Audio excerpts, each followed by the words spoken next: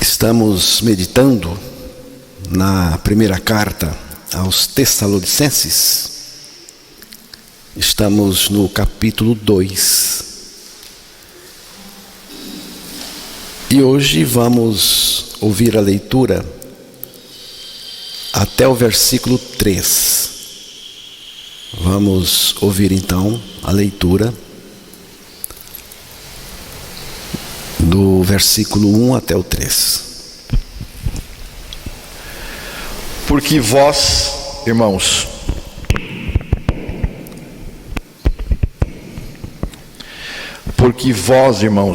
sabeis pessoalmente que a nossa estada entre vós não se tornou infrutífera, mas apesar de maltratados e ultrajados em Filipos, como é do vosso conhecimento, tivemos ousada confiança em nosso Deus, para vos anunciar o Evangelho de Deus em meio a muita luta, pois a nossa exortação não procede de engano, nem de impureza, nem se baseia em dolo. Que Deus revele a sua palavra aos nossos corações. O meu desejo sincero e honesto diante de Deus é que Deus fale comigo e fale com você a palavra, e que a gente ouça a palavra de Deus, a voz de Deus. Que Deus nos livre de toda distração e disponha os nossos ouvidos para a sua palavra e capture a nossa atenção, nosso coração para Ele mesmo. O apóstolo Paulo se dirige aos irmãos de Tessalônica, dizendo: irmãos, vocês sabem muito bem que a nossa chegada, nossa entrada no meio de vocês não foi infrutífera. Isto é uma referência ao Evangelho que ele chamou de Evangelho de Deus, que ele havia trazido para eles.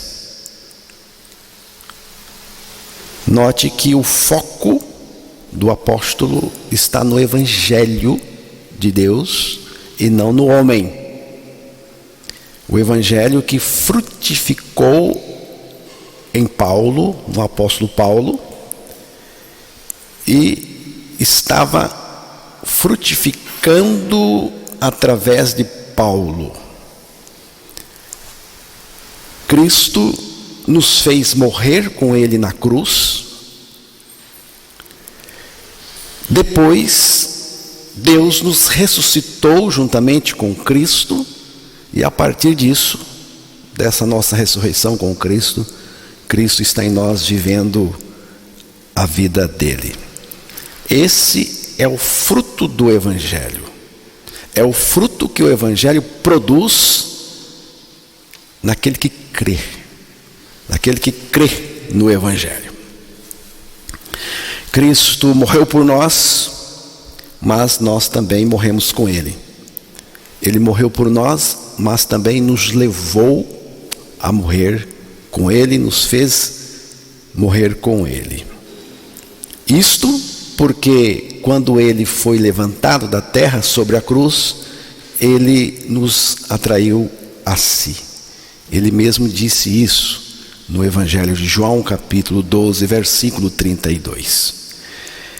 E com Cristo fomos crucificados. Gálatas 2:20, ali é dito que estou crucificado com Cristo, já estou crucificado com Cristo. E fomos mortos pelo corpo de Cristo, conforme o apóstolo Paulo mostrou em Romanos 7:4. Fomos também ressuscitados juntamente com Cristo. Efésios 2:6, ali diz que Deus nos ressuscitou juntamente com Cristo. E agora, Cristo é a nossa vida Colossenses 3:4, ali diz que Cristo é a nossa vida. O Filho de Deus agora vive em mim, vive no nosso interior. Então, Cristo me atraiu a si. Cristo me crucificou. Cristo me fez morrer. Cristo me ressuscitou. Cristo vive em mim. Esse é o assunto do Evangelho. E nisto nós precisamos crer. E finalmente, Cristo voltará para nós, para nos buscar. Este é o Evangelho de Deus, que Paulo pregou, que Paulo pregava, e pregava com ousada confiança em nosso Deus, como ele mesmo disse, em meio a muita luta, porque tem muita luta quando se prega o Evangelho de Deus.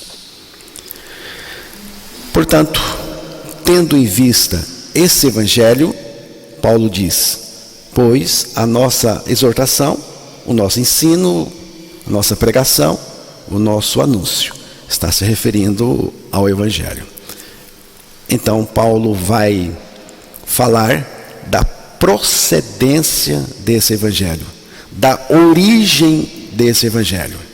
E Paulo apresenta algumas características desse Evangelho. Sobre isso vou falar agora. Vamos ouvir novamente a leitura do versículo 3. Pois a nossa exortação não procede de engano, nem de impureza, nem se baseia em dolo. Pois a nossa exortação não procede de engano, nem de impureza, nem se baseia em dolo. A primeira característica do Evangelho de Deus é que o Evangelho não é enganoso. Não é enganoso. A nossa exortação não procede de engano.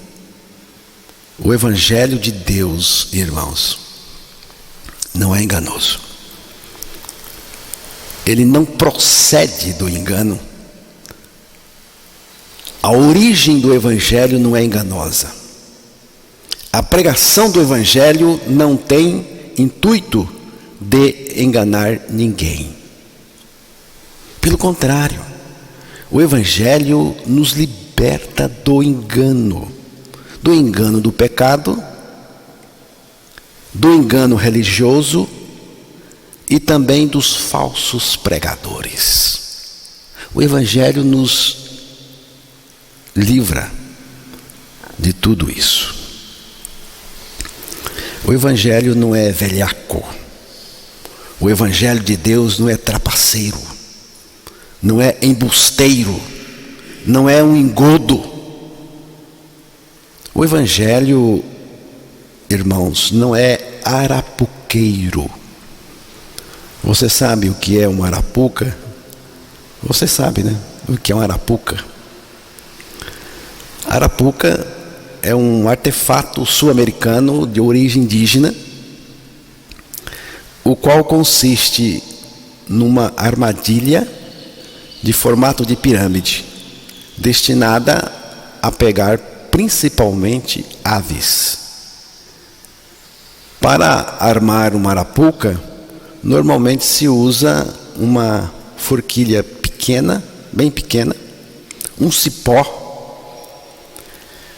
alguns gravetos e isca, que normalmente é milho ou arroz em palha, né? Arroz com palha, com casca. Eu fiz isso muitas vezes, né? Quando menino, no sítio. A ave chega, entra para comer a isca, pisa no graveto, a arapuca desarma e ela fica presa ali embaixo. Mas você tem que oferecer o que a ave gosta. O evangelho não é isso. O evangelho não é arapuca. Religião tem a ver com arapuca, mas o evangelho não é. O evangelho não anuncia o que o pecador quer ouvir para se sentir bem. O evangelho anuncia o que o pecador precisa ouvir para ser salvo e liberto. A maior tragédia que existe é a tragédia da fé equivocada, numa salvação também equivocada. A religião normalmente tem muitas arapucas, falando de modo figurado, que pega, que prende as pessoas. O mundo daqueles dias do apóstolo Paulo, estava saturado de filósofos, feiticeiros, charlatões, trapaceiros, embusteiros, que anunciavam uma coisa falsa. Tinha astúcia, a fim de impressionar os seus ouvintes, mas não tinha libertação. Mas o Evangelho de Deus, não tem esses artifícios. O Evangelho não prende ninguém. O Evangelho liberta. O Evangelho não usa de artifícios para atrair as pessoas. Não, o Evangelho mostra que as pessoas foram atraídas por Cristo nele na cruz. O pecador foi atraído por Cristo na cruz para morrer com ele, para o pecado, para ser liberto. Então o Evangelho não usa desses artifícios. Pelo contrário, se pois o Filho vos libertar, verdadeiramente sereis livres. Livres de quê? João 8, versículo 34, 35 e 36. Replicou-lhes Jesus: em verdade vos digo, todo o que comete pecado é escravo do pecado. O escravo não fica sempre na casa, o filho sim, para sempre. Se pois o Filho vos libertar, verdadeiramente sereis livres. De que ele liberta? Liberta de muitas coisas. Tudo bem. Mas vamos ver uma. A principal. Aqui diz que ele liberta do pecado. Do pecado. Versículo 34 falou do pecado, da escravidão do pecado. Escravidão que existe dentro de todas as pessoas que nascem neste mundo. Porque está falando da velha natureza. O ser humano nasce escravo do pecado. O Filho de Deus veio para libertar disso, libertar do pecado. E é uma libertação verdadeira, a libertação do Evangelho. Se pois o Filho vos libertar do pecado, verdadeiramente sereis livres. Aqui está, irmãos, o maior pronunciamento que este mundo já ouviu. E saiu dos lábios de Jesus. Se pois o Filho vos libertar, verdadeiramente sereis livres. Libertação verdadeira do pecado. Normalmente, o ser humano não gosta de ouvir essa palavra pecado. Porque o pecado é o calcanhar de Aquiles do pecador. Ou seja, a sua vulnerabilidade. O pecado é o ponto onde uma pessoa se sente mais frágil, não possuindo domínio suficiente para controlar. Se o Filho libertar você, você será livre de fato. O Filho de Deus, que é Jesus Cristo, não é um gestor de pecado. Também não gerencia pecado na vida de ninguém. Não fique pensando que Jesus veio para gerenciar o seu pecado. Ele não é gestor de pecado. Ele veio para libertar do pecado. A palavra de Deus fala de Jesus como aquele que liberta do pecado. E a sua libertação é verdadeira. Assim, eu creio. Alguém poderá dizer, assim eu não creio. Desse jeito eu não creio. Nesse caso, você não vai ser liberto do pecado. Mas não vai mesmo. Você vai continuar nele. E para piorar a situação da pessoa incrédula, ela encontrará defensores do pecado que vai apoiar a prática do pecado para maior endurecimento da pessoa ainda. Lamentavelmente.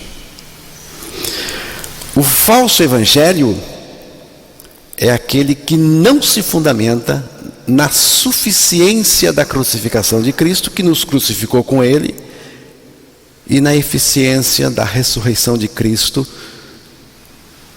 pela qual também nós fomos ressuscitados juntamente com Ele, ganhando uma libertação verdadeira do pecado.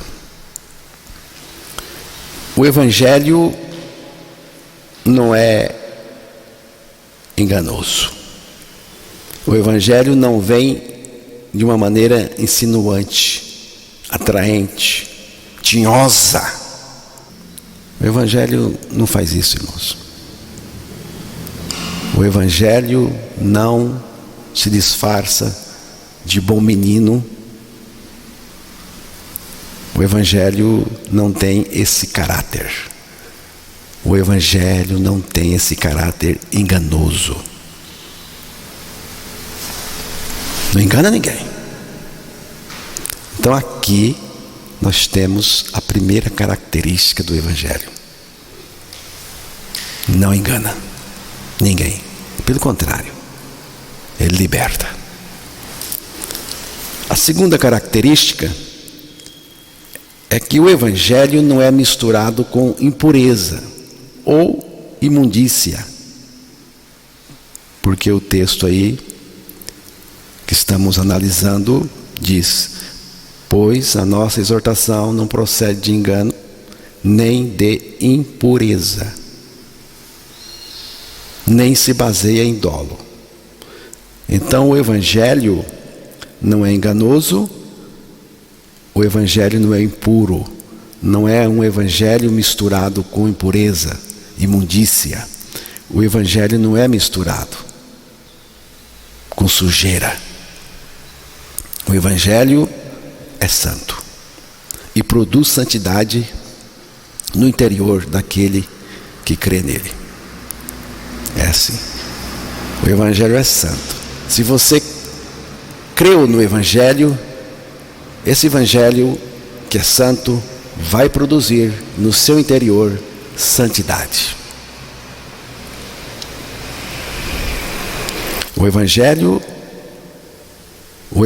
nos salva da imundície e não em imundície.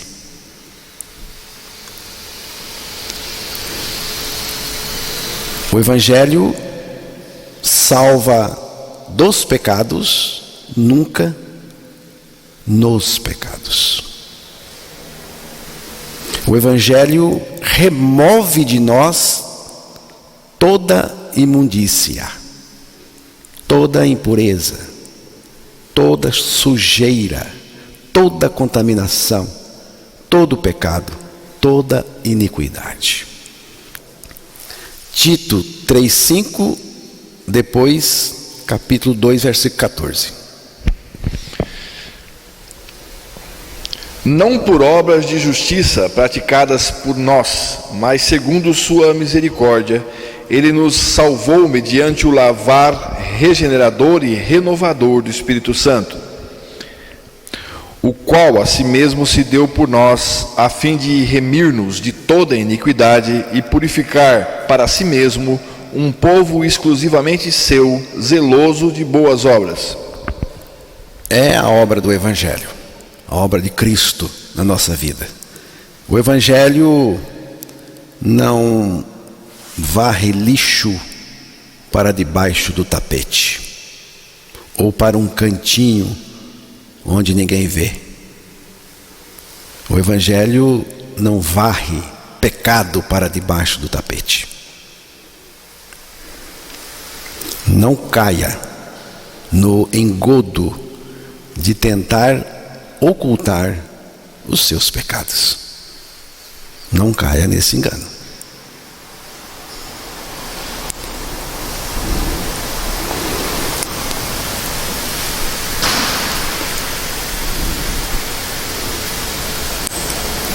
Ao ser confrontado com o Evangelho, ao invés de crer nele para ser liberto, rejeita. Essa é a situação de muita gente. Aí, prefere ficar tentando varrer para de trás da moita os seus pecados, a sua culpa, achando que com isso fica tudo bem. Não fica não. Não fica não. Não é escondendo, não. Não é varrendo para um canto, tentando fazer isso, tentando se livrar da sujeira você mesmo. Não. Não tente amenizar a sua situação diante de Deus. Não tente. Varrer o pecado para debaixo do tapete é uma atitude estúpida. Sabe por quê? Porque ele não vai desaparecer.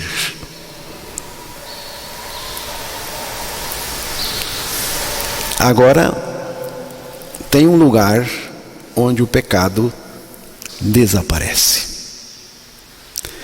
Hebreus capítulo 9, versículo 26 e 28. Ora, neste caso seria necessário que ele tivesse sofrido muitas vezes desde a fundação do mundo. Agora, porém, ao se cumprir os tempos, se manifestou uma vez por todas para aniquilar pelo sacrifício de si mesmo o pecado. Assim também Cristo, tendo-se oferecido uma vez para sempre para tirar os pecados de muitos, aparecerá segunda vez sem pecado aos que o guardam para a salvação. É na cruz. Ali Deus faz o pecado desaparecer, porque ali ele foi destruído totalmente. O texto falou que o pecado foi aniquilado no sacrifício de Jesus. O sacrifício de Cristo tem este poder de aniquilar, consumir com o pecado. Foi o que Cristo fez ali na cruz. É o Evangelho. Finalmente, o Evangelho não tem dolo. Ele não é doloso. O Evangelho não tem dolo. Não se baseia em fraude. O Evangelho não é uma mensagem corrupta, comprável, negociável, conveniente e nem conivente com o pecado.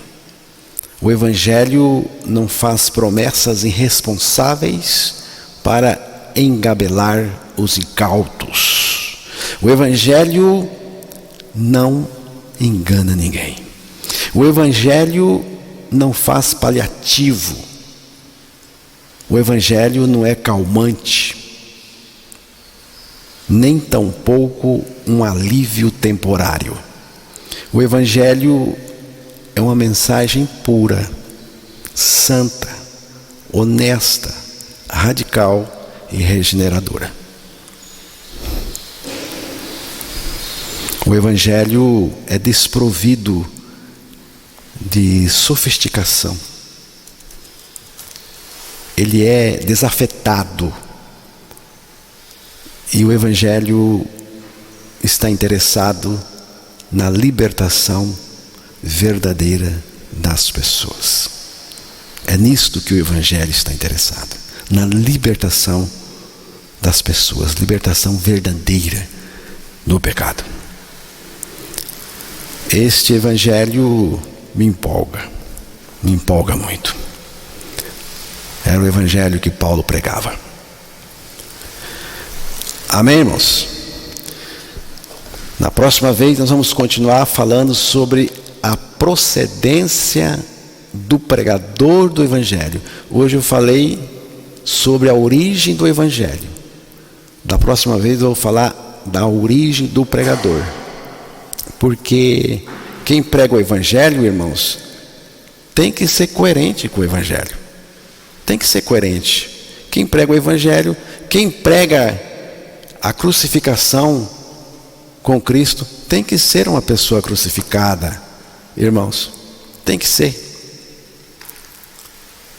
Quem prega o Evangelho tem que proceder do jeito do Evangelho. Se o Evangelho é puro, quem prega o Evangelho tem que ser puro. Se o Evangelho não engana ninguém, quem prega o Evangelho também não pode enganar. Se o Evangelho não tem dolo, o pregador não é doloso. Então nós vamos ver depois sobre as características daqueles que creem no Evangelho na sequência do texto aí.